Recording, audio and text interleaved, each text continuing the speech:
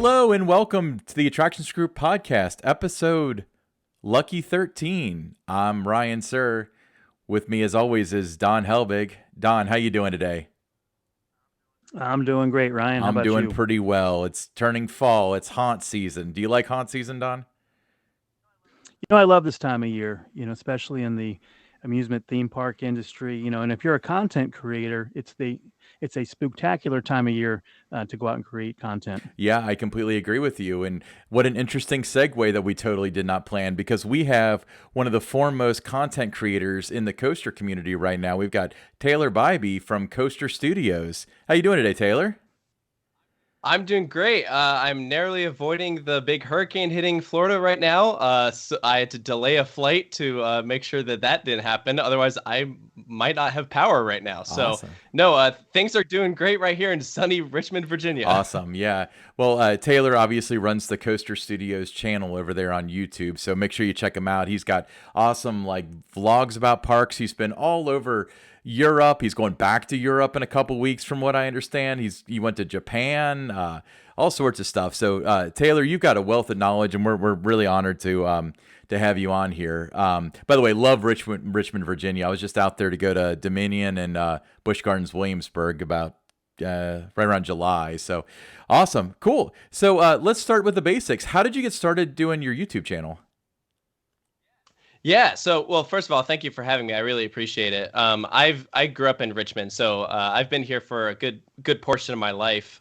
So I was always interested in roller coasters, but when I was younger, I was absolutely scared of them. I found them fascinating, but I don't know if I had the courage to go out and ride them. And when I was in middle school, I was surprised with a trip to Orlando, and I wanted to go to the Wizarding World of Harry Potter because who wouldn't? And there they have a couple roller coasters that I credit to breaking that initial fear of mine, which are Dueling Dragons and The Incredible Hulk. And so after that day of riding those attractions, I was hooked instantly. And but even before that, I was always interested in just filming things around the house, home movies. I had an old camera that my mom never used, and so I taught myself how to put all these things together. And so I didn't really have any formal training, I guess you could call it, until actually college. I majored in digital cinema. I graduated at the end of 2020.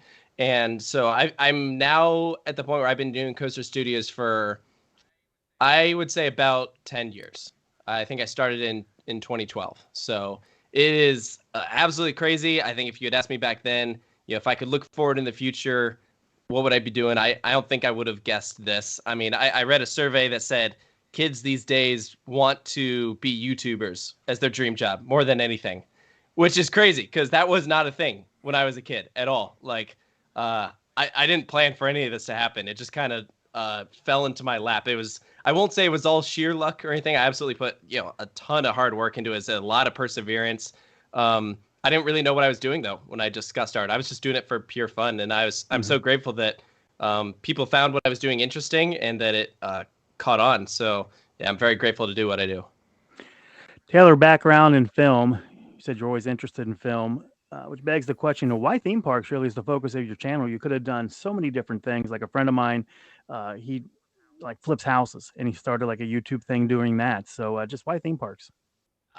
I think going back to what I was talking about, I was just always interested in them. And so I think in a way it was a no-brainer. I mean, I think I've always been a very focused individual. So whenever I find a topic or something that interests me, I'm very driven to find out as much as I can about it. So like when I was a kid, it was Star Wars. I just want to know everything Star Wars. And so then right around after I did that trip to Orlando, I then got hooked on roller coasters and theme parks. And so I just wanted to know everything about it. And that's right around shortly after when I started posting up YouTube videos. And so I think it was something that I didn't know that I wanted. I didn't start the channel with the intentions of growing it into a formal YouTube channel, kind of what we know today. I was just posting it because it was fun. I found it entertaining. It was a way for me to kill time, I think. I didn't even know that it was something you could turn into a job until much later on. So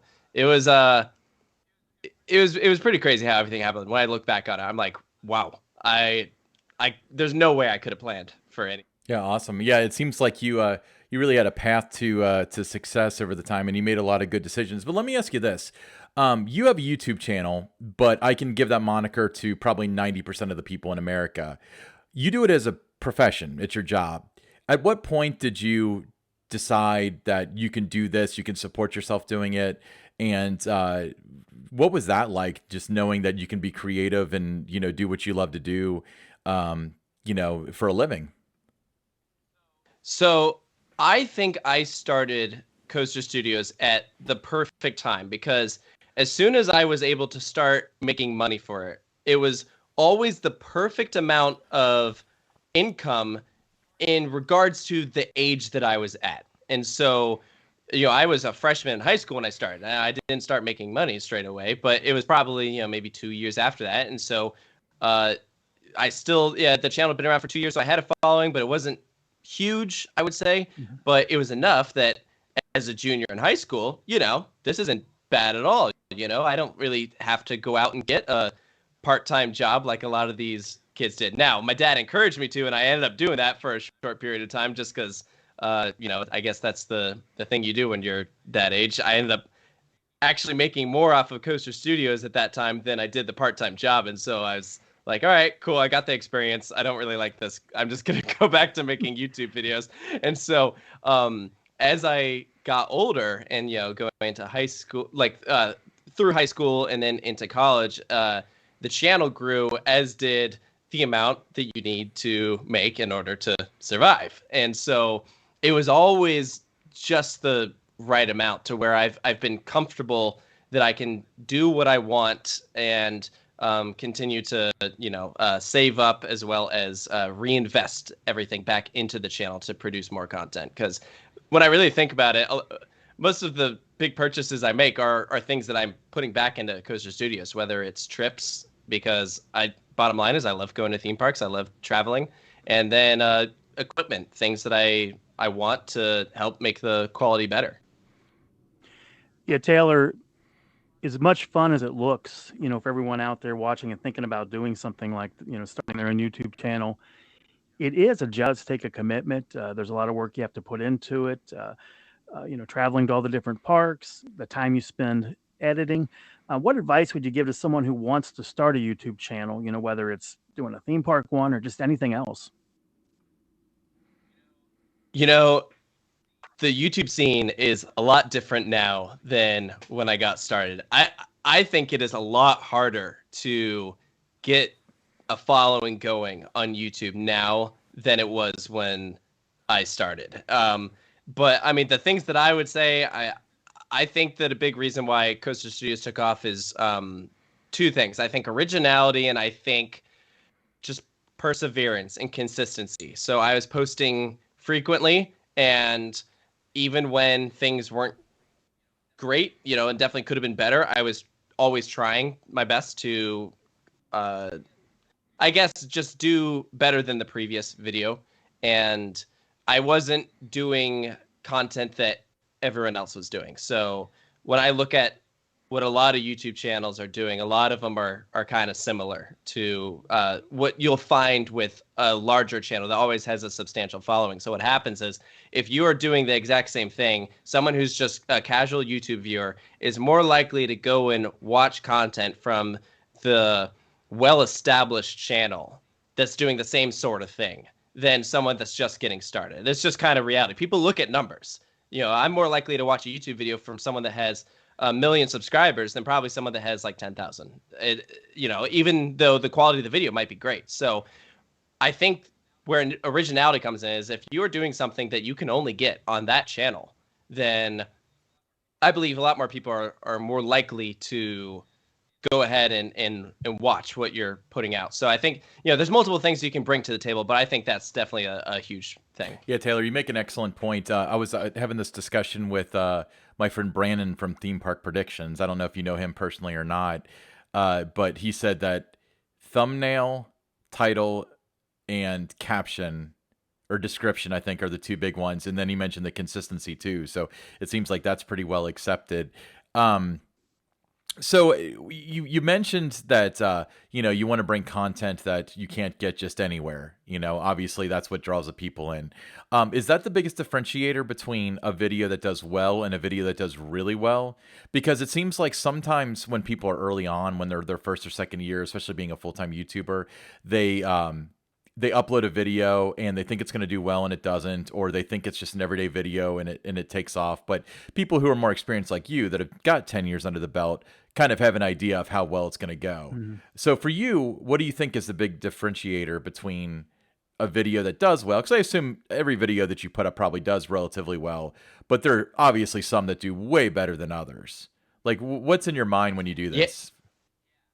Yeah. Well, first of all, you'd be surprised. I can look at things and take a guess of how well something is going to do, but a lot of the times it is a total surprise when something takes off. Like, there's just some things that the YouTube algorithm pushes that you can't predict. So right now I have a video that is, I think it's almost or maybe it just passed 200,000 views, and it was not one I ever would have guessed would have performed as well as it did. And so, you can look through some of these analytics and some of these stats, and you can see that it's just something that YouTube is pushing under the recommendations. So when you're watching a YouTube video and you have the sidebar where it's all these different recommended videos, and it says that like 90% or something like that of the people who are clicking on that video is because they see it in the recommended feed. So it's bizarre sometimes which videos YouTube picks to show up there. I can always take a guess. I know what the type of videos that my audience likes and which videos might cater more to the masses. But at the end of the day, there's been plenty of times where I've put up a video that I think is going to do great and it does not, or vice versa, where I've put up a video and I've just been completely shocked when it takes off. So I think some of the things that you mentioned earlier with your friend are absolutely right. Thumbnail, title, description, these are all very important things, and things that I'm still learning about. I try to always learn as much as I can throughout this whole thing. I want to keep getting better, but it is, whenever you get a new subject or something, and you're uploading it the night before and you're thinking about, all right, what do I title this? What do I put in the thumbnail? These are things that oftentimes you aren't planning out like way in advance. And so sometimes it's a make or break. And there's been a couple times where we've put up a video out and it's just not doing well. And so it's like, okay, maybe I should go change the thumbnail. I should go change the title. And sometimes it makes a difference. Sometimes it doesn't. So it's a lot. I definitely agree with what he was saying, that doing some of those things is a huge factor in that. But also, there's just some ideas and some categories of topics that, by nature, are just going to interest more people than others. I love the Halloween season, but I'll be honest, our Halloween videos do not typically do that well, which is tough because I love them. I love doing mazes and stuff, but sometimes so let me piggyback on that. So you obviously put a lot of money into, for example, the I like your Dark Coaster cup, by the way, for those of you who are listening. That's really cool. Oh, thank you. I got that at the media event. We got to go awesome. In the building. So you obviously you've done content in Japan and Europe, and I mean you were gone for like all summer this year. Is the return on investment there for stuff like that, or is that more of the same kind of content, but you're doing what you want to do?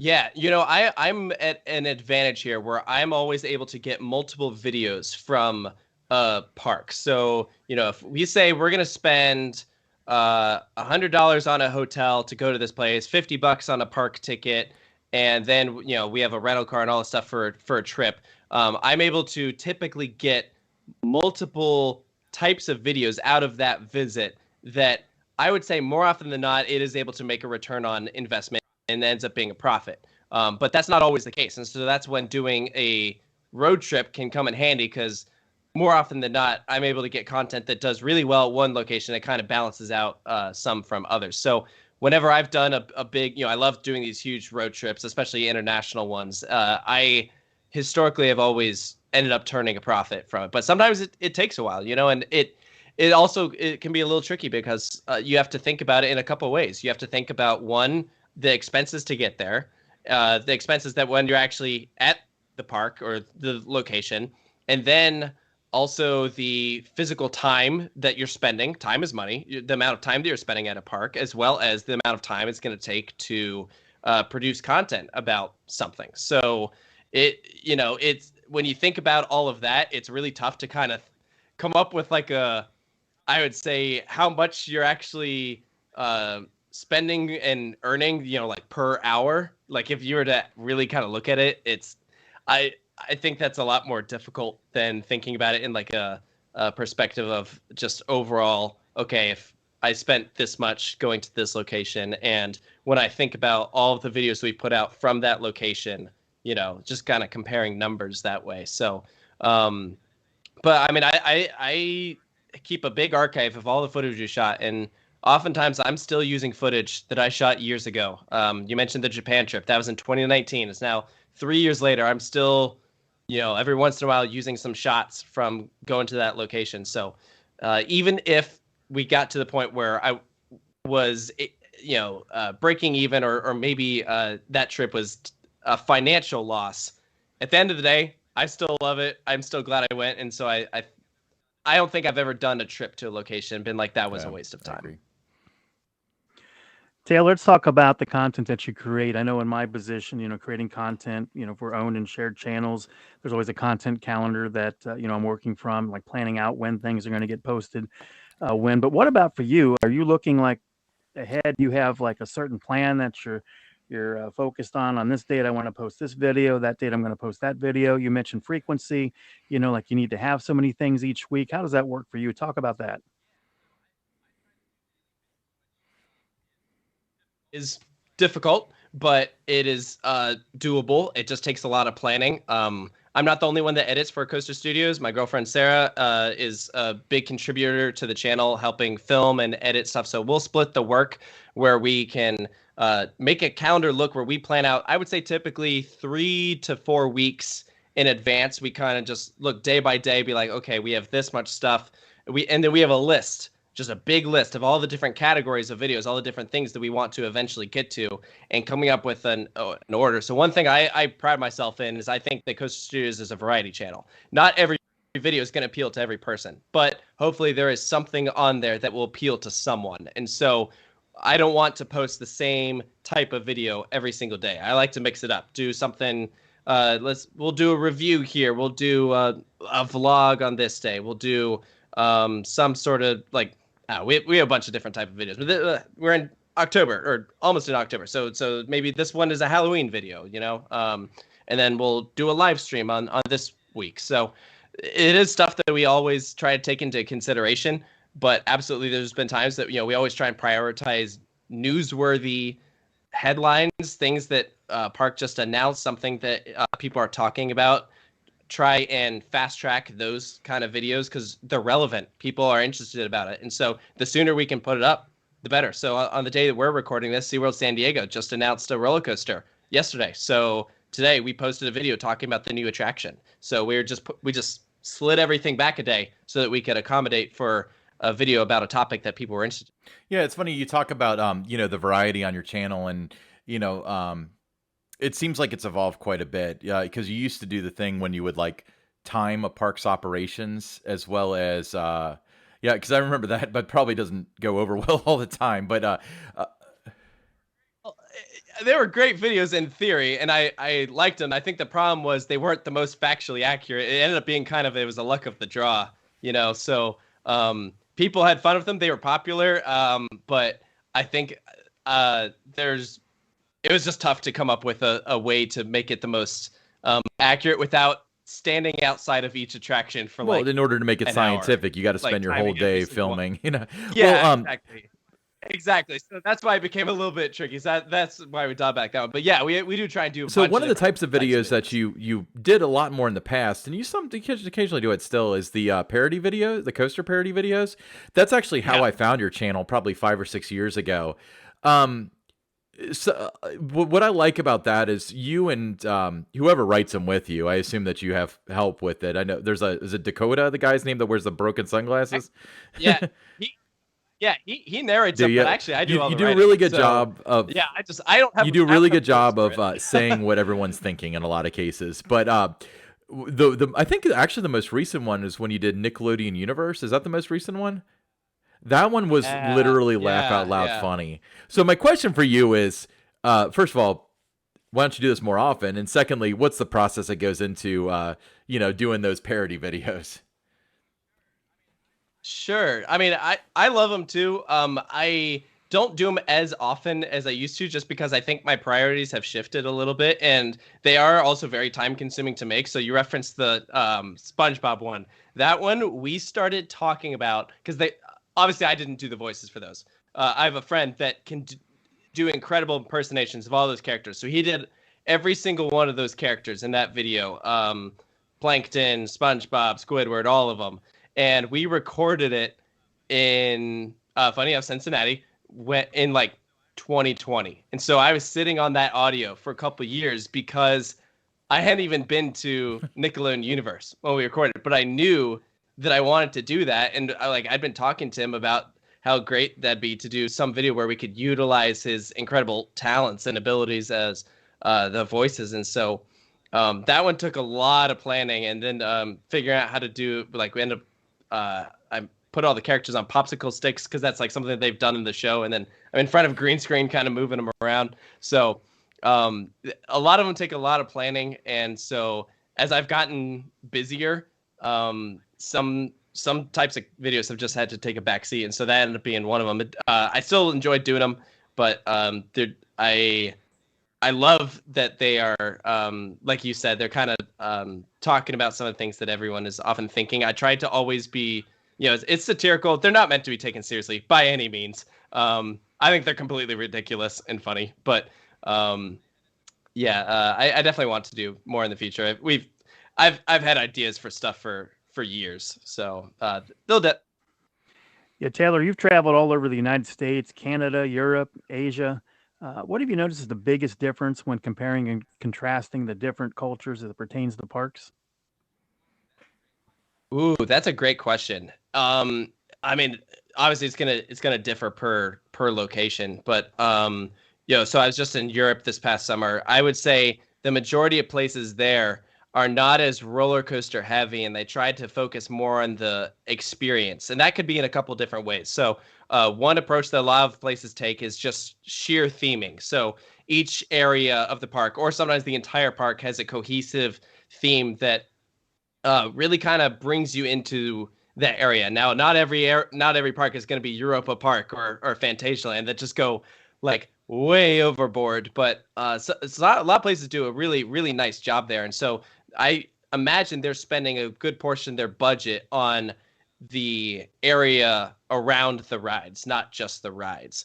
And I also really appreciate when places like that have a variety of experiences that you can do, and that's not just in the form of rides. So a lot of places have almost these like oversized adult playgrounds and play structures, ropes courses, things that in the US either you wouldn't see, or if you did see, it'd be an upcharge attraction. But there, it's just part of the experience, where they'll just have an area in the park where there's just a bunch of trampolines, or some attraction that, like, a couple parks we went kayaking around a little lake in the backside of the park, things that you just don't really see at US parks. And I think that a lot of that is really cool, because we'll see families that will sometimes be bringing a full lunch and meal with them, and they'll be grilling in the middle of the park because they have just like a bunch of grills set up and like picnic tables. Like, it's so cool what some of these places come up with. So,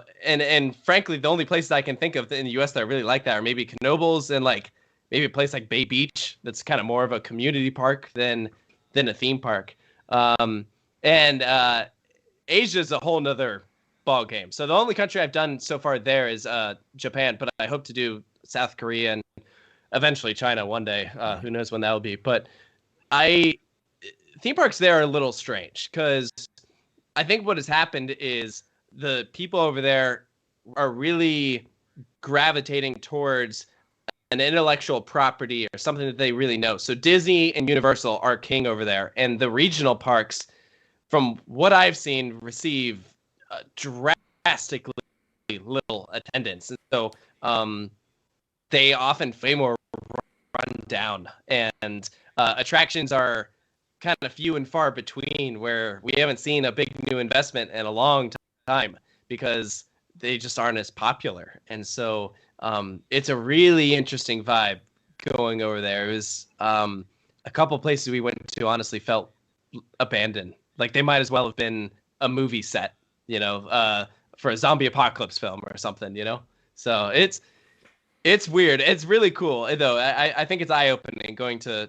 theme parks in other countries. That insight. Yeah, absolutely. Yeah, I mean, I remember watching your videos from Japan. You're over there with, was it Sean Flaherty, the Ohio Valley Coasters guy? Who was the fourth? I can't remember.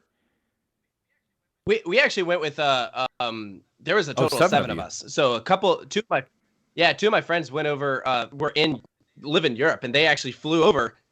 So going across the other side of the world, and Japan was almost kind of like the meeting spot there. And then who else were we with? We were with my friend Dan, who's a Midway man. That's so right. Yeah, we had like 4 content creators all producing different videos about the same locations, and they'd be spread out over time. So depending on who you were watching, you'd get different content, which was pretty cool. So I have noticed that too, and not just with you guys, but with different collaborators. Often, like the daily vloggers will travel together, and it's almost fun to watch their videos because it's the same content but from a different perspective. But let me ask you this, kind of tying back into this. You've been to several parks, several countries, several continents. You've mentioned several times in your videos that King's Dominion is your home park. How has traveling to other parks affected your perspective of King's Dominion? Do you feel as though you think less about it, or do you think that it's more like, it's almost like coming home when you visit King's Dominion now, since you are coming home when you visit King's Dominion now, I guess? Yeah, I would say my appreciation for King's Dominion has grown since traveling around. I think I definitely took it for granted when I was younger, growing up. King's Dominion is my home away from home. I don't get to visit as often as I used to, which is fine. That's the trade-off when you travel around, going to different places, is your kind of home park gets kind of put in the back seat. But it's always a pleasure to visit, and I'm always filled with nostalgia when I go, as well as looking forward to the future. And I still really enjoy bringing friends there and everything. You can see behind me, I have a poster of the singing mushrooms back there. Still always a fan of them. Big fan here too. Yeah, no, I love them. I always get excited when I see them, and I love bringing friends to see them because they're always like, "What? Like they're singing, huh?" So, no, I really appreciate stuff that King's Dominion does. But I mean, likewise, I think that it's really cool going to see what some of these world-class locations do, because I think that they're things that, especially with some of the big dogs, you look at Disney, Universal, some of these places, that a lot of what they end up doing trickles down to the regional parks in some way, shape, and form. And so it's pretty cool seeing how different locations come up with different things that end up spreading across, even all the way down to the little mom and pop places. Yeah, Taylor, when you do what you do, you're going to have different relationships with different parks. And one of the parks you had a strong relationship with was the Ed Hart era of Kentucky Kingdom. How did that come to be? Talk about that. That was great. I did a documentary about Kentucky Kingdom in 2018. And so I had met some people through the park in I first visited in 2016, but then I kind of met some people in 2017, and one individual, his name was Rob, worked there, and he was a fan of Coast Studios. So whenever I went there, he was always super nice talking to me, and there was a point where I was really trying to think about what would be a cool project, something to do. I mentioned I went to school for digital cinema. I love telling stories, so I had taken multiple classes on documentaries, and so at this point I wanted to do something about what would be a cool story, and the Kentucky Kingdom, that park is just a fascinating history, and ever since that documentary came out, it's only gotten more interesting since Hershend has taken over and everything. But so I had approached him about the the feature, and I said, could we talk about this and see if this is something that'd be possible? And so I sat down on a conference call with him and kind of the whole upper management of Kentucky Kingdom. I had met Ed Hart, but I didn't really know him that well. And so I think Rob was kind of the one who was most familiar with my content and had to kind of vouch and be like, hey, this guy does good stuff. I think he could tell a story. And so I spent couple weeks just down there in Louisville trying to talk to the people that could best tell that story. And so a lot of it was old people that worked at the park, as well as current management, and then just going into the editing room and figuring out the best way to tie everything together. One thing that whenever I've done a documentary, I don't like using a narrator. I just prefer that the people tell the stories. And so it's a process trying to get everything to blend together, but I love it. So that was the second documentary, kind of feature length documentary I did, which was in 2018. It was like This Is How We Roll was finished last year, which was an even crazier project. Yeah. Well, one thing I've noticed, because I watched it, I believe you had the Save Our Park available for free online. I remember watching it online before seeing it at Kentucky Kingdom in their iWorks theater. Yeah, that was really cool that they did that they worked with you on that. But one thing I liked about that, I liked about it is that you can tell the quality difference when you're able to sit down and put time into it, because you've got the daily vlogs, which are spliced together and thrown on the internet. And then with these, it's like the lighting was good. It was all very well color corrected and stuff. So it was a real testament to your talent. I did like that. But let me ask you this. You mentioned Ed Hart. You mentioned a lot of people that are frankly not there anymore at Kentucky Kingdom.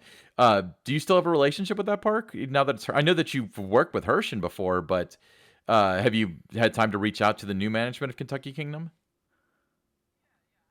Yeah. I know some of them. I'm real good friends with Jefferson, who for the while was at Kentucky Kingdom. He just recently left. He's still. A lot of the management has stepped away. But I'm very interested in seeing how the direction of this park changes in the future. I know they're now doing they're kind of bringing the pumpkin Illuminates event that they had at like Silver City and Dollywood to Kentucky Kingdom now, and just trying out different things. I know this is a big transition period for them, but I wish them the best of luck. I've met a lot of people through that park, and as some of them have stuck with it or moved on to different things, I still try and keep in touch with one of them now and then.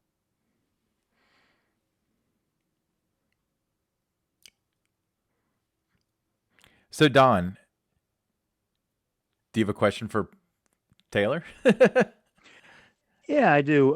Taylor, when you have jobs like Brian and I have, you often, annually or biannually, you sit down and where do you see yourself in 5 years, 10 years? Usually my answer was older, but in your case, kind of working for yourself, where do you see yourself in 10 years, with your education in filmmaking? Do you think you'll still be doing videos 10 years from now? Will you have moved on? What is Taylor 10 years from now doing? Yeah, that's an interesting question, because I think one thing that I have to even think about is YouTube still going to be a thing in 10 years? I hope so, but it's very possible that there might be a new platform or something that has come along that is a lot more popular. Technology is changing constantly. And so there's always going to be something new that is coming up. I still don't understand TikTok. I don't get it. And that's, I think a lot of people these days have very short attention spans. So it's interesting to see how content these days is a lot of the times being driven towards something that's very short form. And the YouTube videos that we try and put out are commitments. It's something you have to physically click on, and you have to sit through an ad to get through the video, versus social media is you scroll and new thing pops up. You watch it for 2 seconds, then you move on to the next one, So I like to think that I'll always be doing something out there, because I always view putting out YouTube videos as a form of an expression. I like being able to kind of put myself out there and kind of share my thoughts. I always appreciate when people are interested in them. And even if people weren't watching, I'd probably still be doing something like that just because I like putting some of my work out there, even if there's not a ton of people seeing it. But I also really hope to be able to continue to strengthen my relationship with different parks. I love getting to know people. I love going to places like IAPA and meeting with different manufacturers, people from parks, getting to know people to whether it's to make videos about them or produce videos for them. I've worked with several companies and parks to shoot or edit things for them that they use in promotional material. And that's always a pleasure. I mean, I think that something I try and do is diversify myself a bit. So YouTube isn't the only form of income that I'm making, because I think it's good to have multiple outlets to fall back on in case something were to ever happen. And so I do a lot of freelance work with different companies. There's a production company in Baltimore that I do a lot of editing and filming with. I'm a commercial drone pilot, so that kind of helps doing able to do a lot of flyovers. That's a bit more of a niche ability than some of these other things. So these are all things that I hope to get better with over time, because like I said earlier, I always want to continue to try and get better and learn through things. And so it'll definitely be interesting to see where I am in 10 years. I know 10 years ago, I wouldn't have guessed that this is where I'd. Well, that was awkward for all of us. Hey, Taylor, so you mentioned, a lot of what you do right now involves different facets of video editing, whether it's the drone stuff or the freelance editing or whatever. But you also mentioned that, like, your father made you get a job, like a real job, well, quote unquote real job, because what's a real job, when you were younger. Besides video editing, like, what other jobs have you had, just for the sake of argument? Yeah, I mean, so I mentioned that first job I had when I was in high school, I worked at a gym. It had free memberships to the gym, which I never took advantage of. I just worked the front desk. And pretty much everything else has been either Coaster Studios or freelance outsourced work through either different companies or parks or things like pretty much filming. I mean, that's what I got a degree in. So I like being able to utilize that in the editing world or filming and production. And also, I mean, there's kind of a whole subsection of that with YouTube, because, part of, I guess, running a business is there's multiple outlets and things that you can turn to kind of take full advantage of that. So I've learned a lot about merchandise sales through things like this, as well as kind of graphic design, doing things like that, and even advertising, which has been a whole. So all these different kind of subcategories of things that are like all kind of related to digital media, but things that I initially probably wouldn't have tried to learn as much about had I not gotten going with Coaster Studios. Yeah, Taylor, if you're going to make videos about anything besides the amusement theme park industry, what would that be? Oh man, I would say movies. I enjoy watching movies and talking about them. Every once in a while on Twitter, I do a tweet review of some new movie I've seen. So I don't know, maybe it'd be like a kind of a breakdown of that. I enjoy watching other YouTube channels talk about whatever film just came out. So I'd say probably something like that, but I don't think I would be doing anywhere near as good of a job as the way some of these other channels are doing. So I'm very grateful that I fell into the category that I did. Awesome. Cool. Well, that's some really good information, Taylor. I really appreciate it. So, obviously, in the theme park industry, there's a lot of quid pro quo. It's kind of like a "what have you done for me lately" situation. Obviously, there are parks out there that see the value in what you do, and that's why you get invited to the media days and things of that sort. In your opinion, what's the value that you bring to parks? What do you bring to the table that the parks can leverage? Yeah, I mean, first of all, that's a great point. It's very interesting working with different parks, because I think a lot of people have different understandings of what media is and advertising.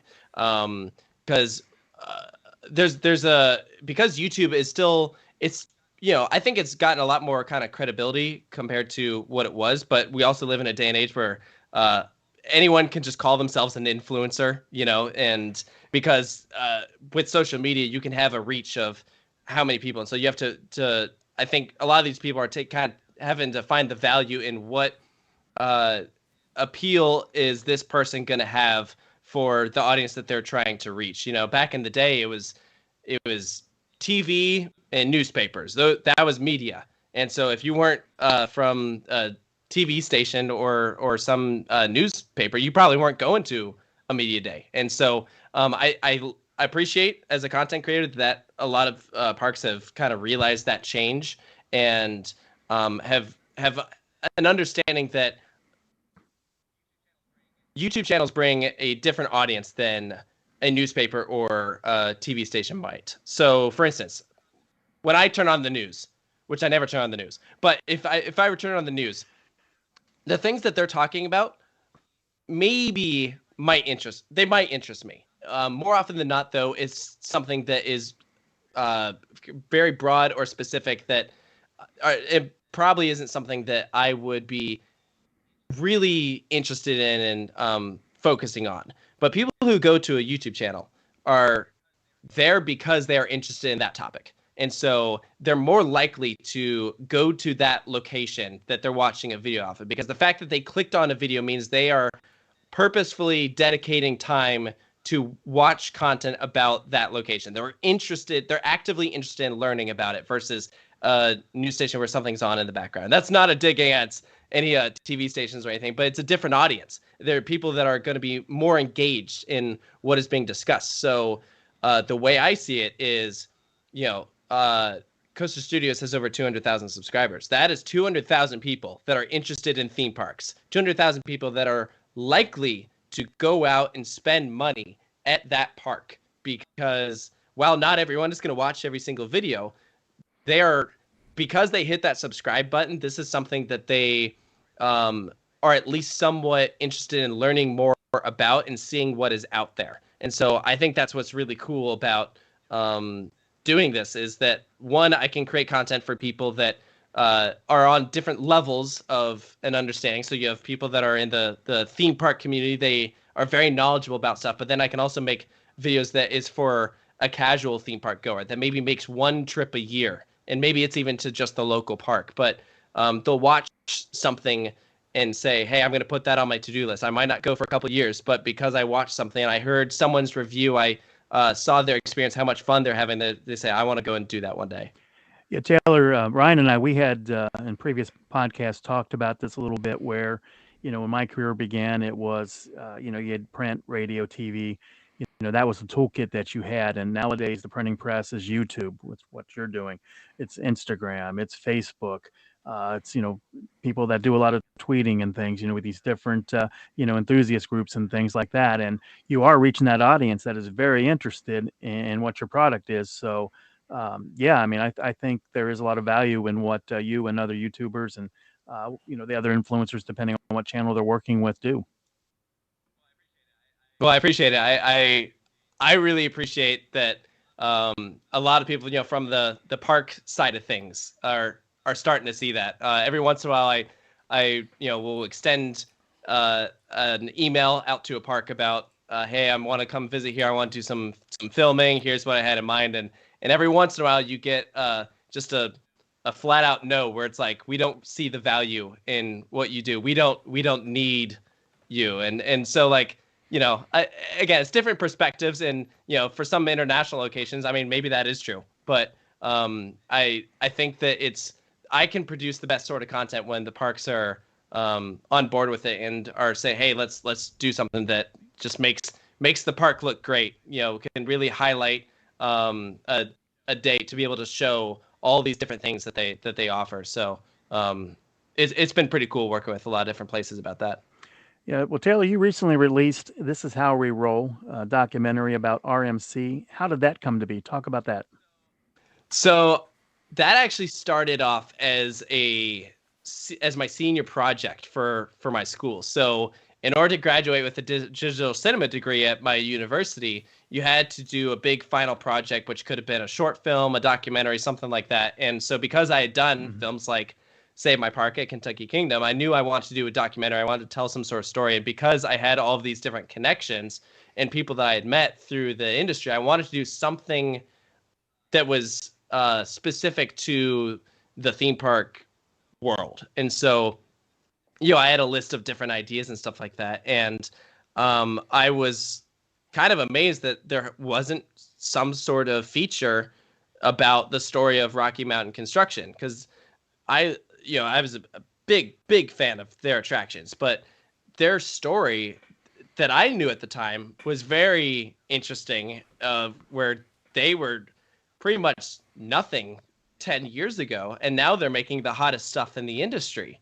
And so I was like, I just want to know how that even happened. How did that come to be? And then knowing Fred and Alan, what kind of people they were, I'm like, this has the potential to be a pretty interesting story. And so I had reached out to Amy, who's Fred's daughter, about this, and she kind of talked to the RMC team, and the thing that she came back with was, we've been wanting someone to tell our story, and we didn't know how that would be, if it would be in the form of TV. I think she said that some station had come out to do some feature, but it ended up being more like a drama where they were trying to like fake stuff, and it was like they just weren't really vibing with it. And so she was like, we've seen your stuff, and we think that you'd be a great person to tell the story. And so at that point, that's when it was like, okay, let's try and figure out how we can make this the best that it can possibly be. Because at the core, I'm a fan. I'm a filmmaker who just wants to tell the best story that possible. And so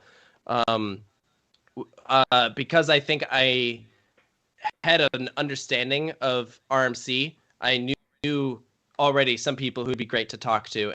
And to one person, you then learn about, oh, well, this happened involving this person. So now it's, okay, let's go talk to this person. And so then it ends up becoming this web of people who all kind of tied in with this one central story. And so it was an incredible project. It was a huge undertaking. I think I started it in January or February of 2020, and then it debuted towards the end of 2021. So it was like a year and a half, I think, from start to finish. And all that was while still running a YouTube channel. I mean, for a while, Coast Studios definitely took a back seat, where there'd be sometimes a week or more without posting anything, because I was trying to focus on doing this.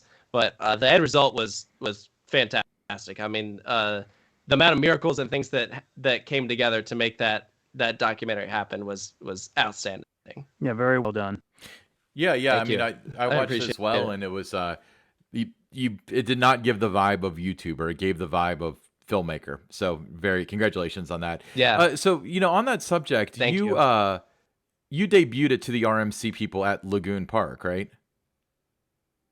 Silverwood. Okay, Silverwood. Yeah. So you debuted that at Silverwood, and we mentioned that Save Our Park was shown on loop at Kentucky Kingdom. How does it feel to have the parks involved in your filmmaking? That's got to be a really cool feeling.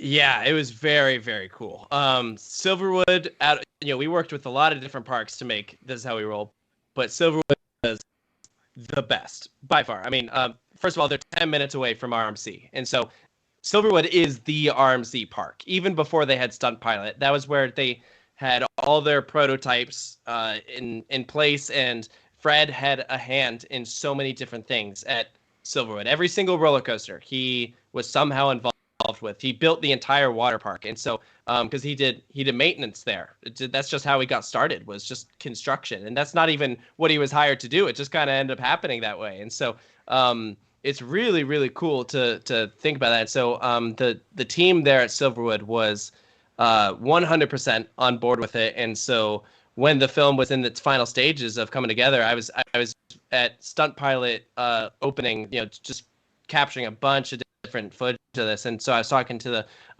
guy from public relations, and who at this point I'd gotten to know pretty well. And so I'm like, what do you think if we premiered this at Silverwood? It's that way everyone from RMC could come out to see this, and we just have a showing in the theater there. And then afterwards, we all go and ride Stunt Pilot. And I was like thinking, this is gonna cost a fortune, and because like I had to spend a decent amount of money to make this film happen, but also I was just straight out of college, and so I'm like, I think this would be really cool, but let's see. And they're like, let's do it, like 100%, like they were all about it. I think in their eyes it was a big also free publicity, which it was. Silverwood was a kind of the anchor of that film, but it was just a really, really cool opportunity that, I mean, everyone came out in their tuxedos, and we had hors d'oeuvres, and then everyone got up on stage, talked about the film. Fred was there. People flew in from all across the country. We convinced a bunch of friends to come out for this. People who had never even been to the state of Idaho before, and then everyone goes and rides Stunt Pilot in their suits and dresses and everything. It was probably a top 5 night of my life. It was unreal. And then the crazy thing was, a week later, we then premiered it at Six Flags headquarters in Arlington, Texas, which was a whole nother crazy thing, because I think like 200 people came out to see the film. They got a tour of Six Flags HQ, and a bunch of people from RMC came out for that, and that was a huge honor, being able to have like Six Flags be on board with this film, wanting to show it at their where they do everything. And when that happened, they hadn't even seen the film. They'd seen a trailer, and they were like, "Hey, let's put this on here." And I was like, that's a lot of Right. nerves, being like, man, I hope that they like this, because we just put on this big event and they haven't even seen it yet. So, but it was a huge, really, really positive turnout, and so it was just everything about it was surreal. Awesome. Cool. Taylor, who in the theme park community do you turn to for inspiration? Ooh, that's a loaded one. Man,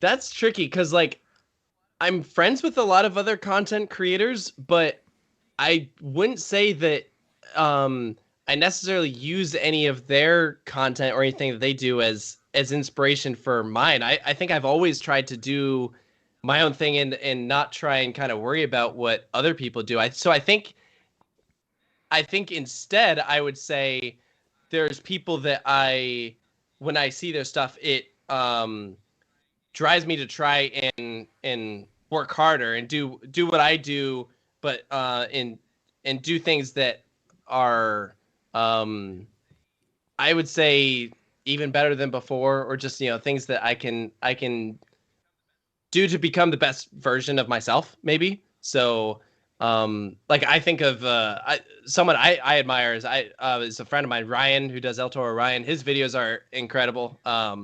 Very, very detailed, things that I would never do, but I see the effort and things that he puts into his videos, and that just makes me want to work harder to do mine. Not because we're competing, but because I mean, honestly, anyone can subscribe to anyone on YouTube. You aren't buckled down. You aren't told you can only watch one YouTube channel, But I appreciate it when other content creators are doing like such good stuff that I'm like, yeah, I want to go out and do good stuff myself. I also just look at people that do like a lot of filming and advertising for parks. I see like Devin Olson and his group that just do like the amazing filmmaking, like promos and ads for parks.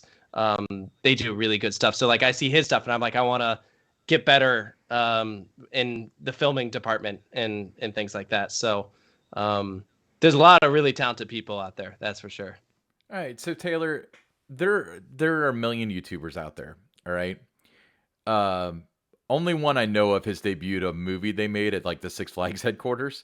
So with that being said, obviously you have been pretty good at creating relationships with a lot of the parks. You mentioned Silverwood, and I know that like when you made the RMC documentary, you were at Dollywood when they were closed to film Lightning Rod and all sorts of stuff like that. How did you go by creating these relationships, and how do you maintain them currently? Yeah, I think IAPA is definitely a big thing. I cannot emphasize enough how cool it is to be walking around the show floor, and here's everyone from this industry that I love so much all in one place. And I'm a pretty outgoing person. I love talking with people. So I know at the end of the day, a lot of people are there for IAPA because they're there to buy and sell. So I'm not necessarily the target audience for some of these places because I'm not a buyer or a seller, but I am there to build relationships with people. I love just getting to know a lot of these people. So, if it's a company or park, something that I admire, I love meeting the people who are behind that and get to make it happen. And so I think also it's sometimes, I mean, you guys know how it goes. You talk to one person, they say, oh, you got to meet this person. And then you just kind of build your network that way. And as for maintaining it, I think nothing is stronger than when you're going out there to wherever it is and you're visiting them, you're following up on that location. So if it's a park that people at, being able to follow up, it's as quick as saying like, hey, I'm going to be there. I'd love to say hi. I'd love to, I'm interested, or maybe if it's a video I'm making, I'd love to do this here. And then you can kind of further that relationship that way. Or, if it's a place that you can't visit as much, even keeping up with social media. I mean, there's people that I know at parks that have worked there for years, places that are far away. I don't get to visit as often, but whenever I do, I love hitting them up, being like, hey, I'm going to be in town. Let's get together. Let's do this. And that's pretty cool. I love that this community is so huge and global, but it feels so intimate. It's everyone knows everyone, and everyone's located in different places. I think that is the coolest thing. Yeah, Taylor, 200,000 subscribers you mentioned. You're regular with the content. So obviously when you go to these different parks, you've got a pretty good following. You get recognized. So do you enjoy that notoriety? I do. I always enjoy talking with people who are fans of the channel.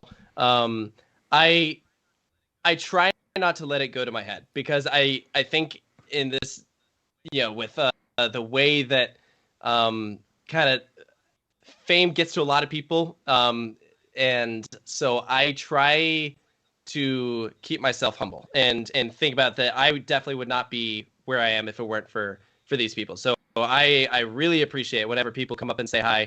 Some of the things that people tell me, they're like, hey, I'll be sitting down with my family. We're all theme park fans. We'll throw your videos on the TV as we're eating dinner.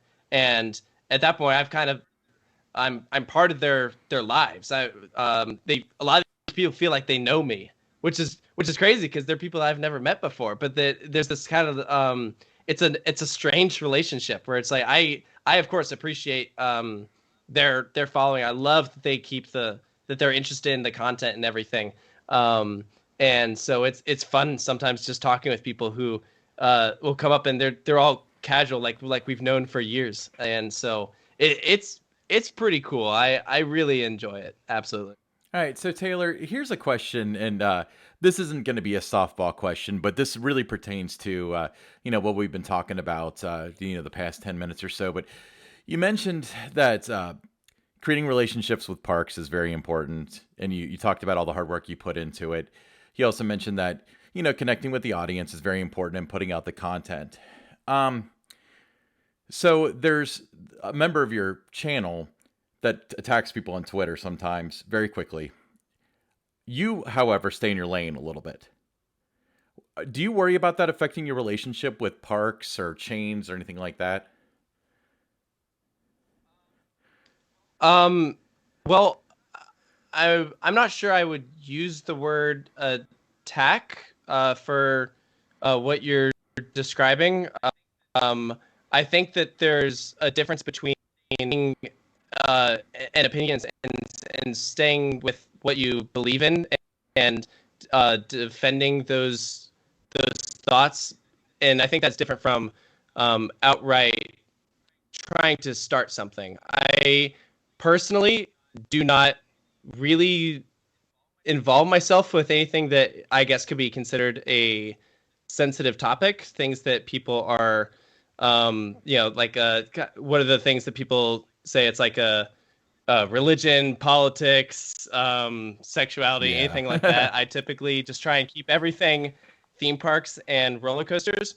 But I say props to people who are passionate about what they believe in, and they're willing to stand up for their beliefs. Just because I don't do it doesn't mean that I don't appreciate people that are strong in what they believe in. You know, people have a platform. Everyone is. It's kind of like what we talked about. In a way, a lot of people are influencers, and a lot of people are just trying to make a difference and you know, make the world a better place. And some people have different perspectives and ideas of what would that you is. say that since you seem to be like, the attraction to you is that you seemed like a nice guy, and you know, no matter who you are, you could probably get along with them. Do you stay out of that sort of stuff by design, do you feel like, or do you do it specifically because you don't have the interest level and the passion level that others do? Not that, you know, different social issues or whatever aren't important to you. That's not what I'm saying. But I'm saying, like, do you feel as though, like, the Coaster Studios Twitter is not an appropriate channel to express those things? Or do you think that you, being Taylor, do not have a desire to tweet about it? Like, where's the separation there? I would say it's a bit of both. So I would say that on Twitter, that is my personal Twitter.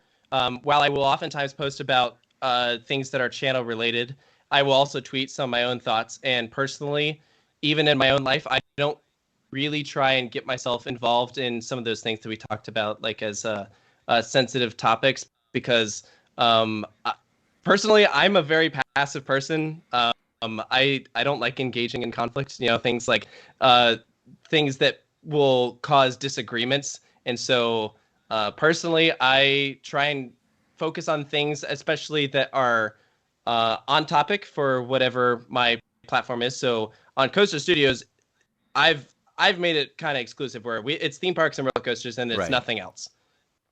On Twitter, that I'll post my own personal thoughts, things that are unrelated. However, I personally wouldn't be talking about some of those things that might not be widely well received by everyone, because that's just I don't involve myself in some of those Right. things. Yeah, no, and I understand that. And I like I said, I wasn't trying to back you into any corner for any particular issue or anything. It just, it was, I always saw that the attraction with you, you know, just into today, because even with our conversation today, you're always like, I just enjoy doing this and I love talking to people and stuff. And you're exactly the type of person that, like, you come through as you do on the videos, you know, so that comes through as genuine.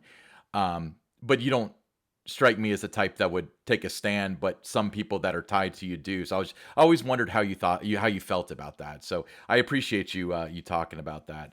So Don, do you have any final questions for Taylor? You know, no, Taylor, I agree with, you know, how you approach it. I'm pretty much the same way on my own channels, where, you know, I talk about whether it's theme parks or, you know, being a big sports fan. I'll put things out there about the Cincinnati Reds or the Bengals, but I don't, you know, get into it where I'm going to get into arguments with people about who's playing, who's not playing, the manager should be fired, you know, those kind of things. I stay clear of that, just because, number one, I'm not knowledgeable enough of what goes on inside those organizations to know why they make some of those decisions that they do. But yeah, but I just try to stay in my own lane, you know, just like you kind of mentioned there. But you know, you're very passionate about the industry, that comes shining through, and you know, it's always great. Ryan and I always love talking to people that love the industry as much as we do. And we want to thank you for joining us on the Attractions Group podcast. And you know, we'll be sure to you know, send you the link after it's up here. And you know, appreciate your time tonight. Yeah, thanks, Taylor. Hey, Yeah, before you go though, absolutely. why don't you? This is how we roll is available for purchase. Why don't you tell everybody where you can get that? Yes. Yeah, so it's vimeo.com/on-demand/this is how we roll movie, and you can rent it or you can buy it. So when you rent it, you have the option to watch it as many times as you want within a 24-hour period, or you can buy it and you can watch it as many times as you want forever. And that also includes some fun behind-the-scenes content. There's some features where we're sitting down talking about the making of the film. There's a full commentary. That's some awesome. fun stuff like that. You did a fantastic job on it. We love it. So just since we talked about it, Save Our Park. Where do you watch that? Yeah, so Save My Park is available on YouTube. If you just look up Save My Park documentary or Kentucky Kingdom documentary, Awesome. you And can then see that there. And I don't believe they still show it at the Kentucky Kingdom gift shop. Otherwise, I'd say you could go in the park and watch it there. But I think after Herschend Yeah, took they over, moved- I don't And think they do that Taylor, anymore. Taylor, if they're not already subscribing to your channels, following you on your different channels, where can they find you? Coaster Studios on YouTube, Facebook, Instagram. Instagram is, I think, Coaster_Studios. Twitter at Coaster Studios is my association there. And I would really Awesome. appreciate Well, the we'll follow. put your Thanks again for your information time. in our description. So anybody who's not familiar with Taylor, who if you listen to this podcast, I'm sure you are, but if you're not, then check the description because you can find his social media as well as a link to his YouTube channel. But thank you so much, Taylor. Awesome. Sure thing. All right, and Thank you, coming guys. up in future podcast, foreseeable future, we have Tom Rebbe from the Philadelphia Toboggan Coasters Company. He'll be joining us. John Keeter, you might be familiar with him, big Kings Island fan. He's got a coffee table book that he's put together that kind of chronicles the park's 50-year history. That'll be available at the park soon, so we'll be talking to him and looking forward to that. Awesome. Well, thanks again, everybody, and we'll see you next week here on the Attractions Group podcast.